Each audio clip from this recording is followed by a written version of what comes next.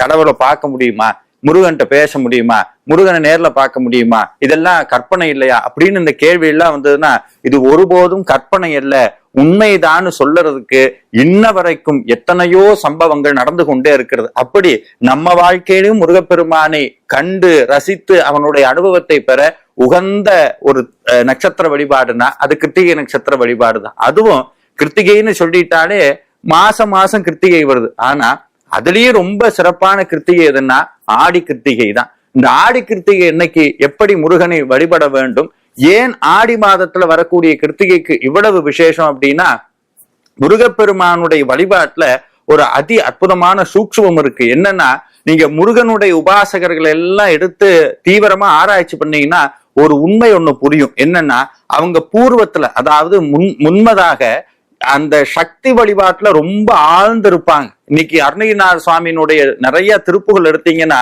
அவரை கொஞ்சம் அப்படி மாத்தி பார்த்தோம்னா கிட்டத்தட்ட சாக்த உபாசகர் மாதிரியே இருக்கும். அவருடைய ஒவ்வொரு வார்த்தையும் அம்பாளுடைய மேன்மை அவ்வளவு சொல்லி இருப்பார். இன்னும் எத்தனையோ அடியார்கள் அம்பாளுடைய தீவிர உபாசனையில் இருந்தவர்கள் அப்படியே அம்மா கையை பிடிச்சு கொண்டு போய் முருகன்ட்ட விட்ட சம்பவம் எத்தனையோ இருக்கிறது.